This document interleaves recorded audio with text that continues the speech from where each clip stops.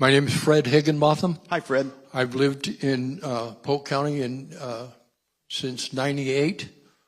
I was a firefighter in California. I saw what can happen when a state works together with its people. This state does not know how to do that. I inherited a century farm from my father because he was born, raised here. My great-great-grandfather helped open this university. I am pissed, and I'm pissed at you because I have emailed you because it's easier for me than to try to talk on the phone without profanity.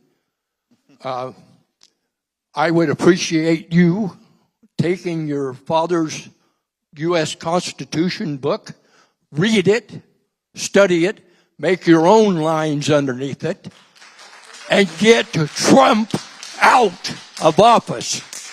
The man is a dictator. He knows nothing about what he talks about. I listened to him for about a half hour today, and I got sick at all the lies he brought up. Now, I'm about ready to lose my farm. Do you know why? I'm sure you don't know why. Lose your what, sir? Farm. Farm? Yeah. Why is that, sir? Because Missouri does not have wills. They have trust. They have legal zigzags. And a trust, most people don't know anything about. So I'm dealing with a state that's a crooked state, doesn't care about what farmers happen. The only reason why we have farmers today is because the federal government funds them. How much money of our tax money goes to farmers? Farmers work very hard, but they're funded by the federal government, not by selling groceries. That's what Foster Farms and all of those characters, that's where they get their money. The price of steaks, $20 a pound, because of big business. You want to straighten out the budget? Start taxing corporations and the wealthy, like we've been telling you. Do you think we're idiots? Do you think we don't pay taxes? Do you think that we don't have to make budgets?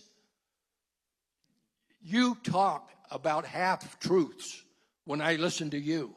You know nothing about taking care of children because you've always had a really good-paying job. You know nothing about what a working-class citizen does. Come down here. Come down here and start trying to pay your medical insurance. Come down here and walk into Costco to try to feed your family, to feed your kid that's moved out, to feed your great-grandchildren. I had a very good job in California, and I'm able to feed my family, and it goes all the way to great-grandchildren. You're not helping me. Believe me, you're not helping me. You need to take your head out of Trump's ass and start doing your representation of us. Thank you. Did you say your name's Fred? Yeah. Fred, thank you so much, and I appreciate your passion, your love for our country. I served 4 years for it. Well, thank you. Appreciate your service. I do. You know, I also know what the Constitution is. Mm-hmm. I appreciate that. No, I do appreciate your service. Owning a small business is tough. Thank you for that. And thank you for being a good father and grandfather. A great-grandfather, good. I just had my first grandchild. As far as I'm trying to take notes here on some of the things that you brought to light, and I want to respond to those. Our office, you feel like they're non-responsive. You're not getting answers that you need when you email. Is that correct? Not at all. You're not getting any responses. No. Becky will get with you after this meeting. your full name, because every time someone emails or calls our office, it goes into a computer system called Fireside, and we keep track of the conversations, what we have told you, the responses. Jake just gave you a card there. And we'll be glad to work with you. I really want to have an open line of communications. You know, sometimes I'm even in my office and my staff doesn't really like this, but I answer the phone. When I'm in the district and when I'm in D.C., if I have free time, I'm not in a committee meeting or on the House floor, I like to answer the phone because I like to hear from people like you, because an email does not capture the passion with which you presented your argumentation today, and I appreciate that. You're right, our farmers have not had a great deal. I do believe that the so-called subsidies or the safety nets that farmers receive are imperative to their survival. In order for a farmer to make a living these days, to plant a crop, they have to borrow the money to do that. And in order to borrow the money, and because of the high input costs for fuel and labor and other issues, fertilizer, they're having to borrow the money, and to get the money to buy the seed, the feed, the fuel, they have to have crop insurance. And the crop insurance is so expensive that the government steps in and helps them out with that. I think that is a worthy investment to make sure that we can eat as Americans and that we can help feed the world.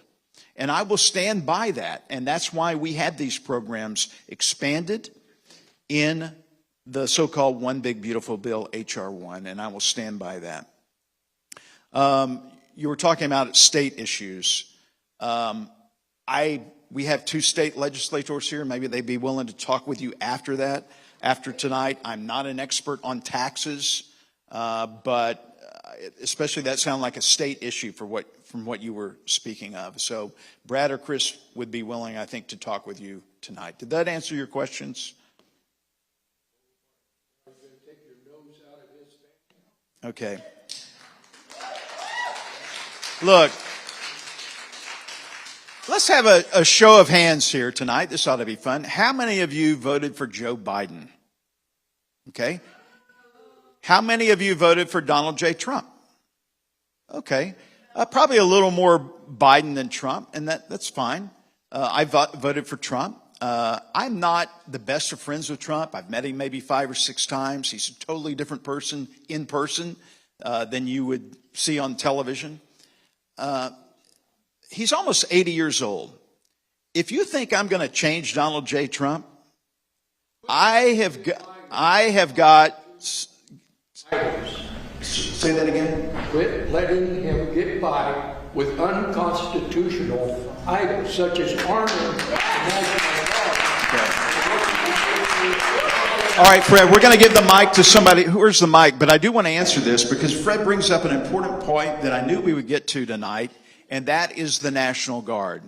You've seen on the news what's been happening. This started in California when Immigration Custom Enforcement was sent into California.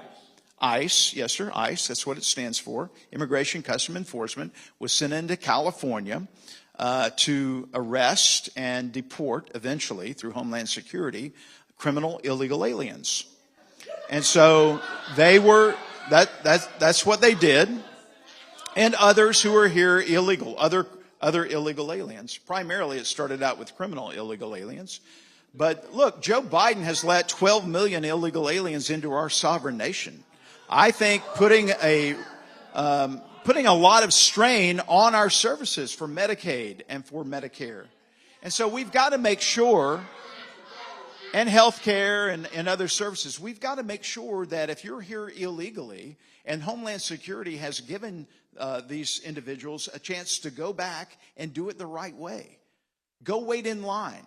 You know, we passed 2 years ago, H.R. 1, the Secure Border Act.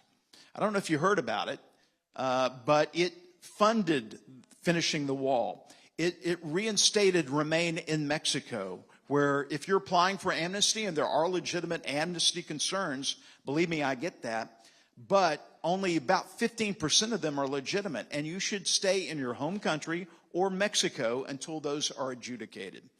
It would have ended the catch and release, where if an illegal alien was captured, they released them there pretty much on their own recognizance.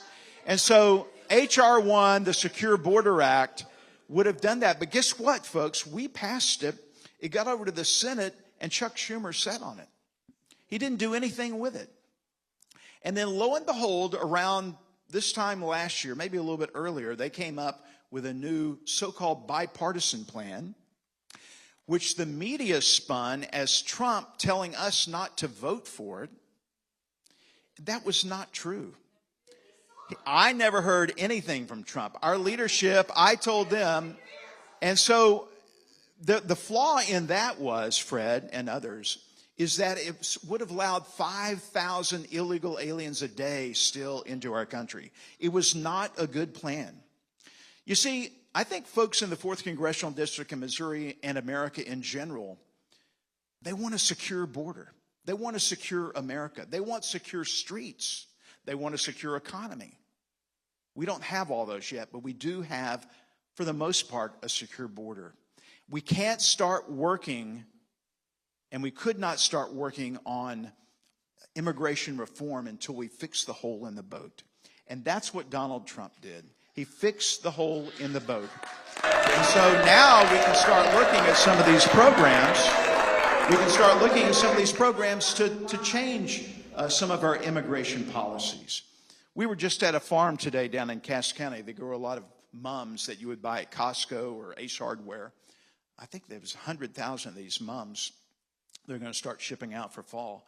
And they use a lot of workers from Mexico who come up under the H-1A visa program for agriculture, and they are able to use them, but they come here legally. They sponsor them. They pay for him. They provide them housing and good wages. And it's H-2A visa program. And so these are the kind of the programs that we need to expand, and where there are lack of workers in certain areas, we can fill them with people who want to come here and do it the right way. But I'm here to tell you right now, we should not be supporting illegal immigration in our country. No other country allows illegal immigration. They fight it much harder than we do. And I think it's a blessing to have Donald Trump put this on as one of his main planks in the platform to fight illegal immigration.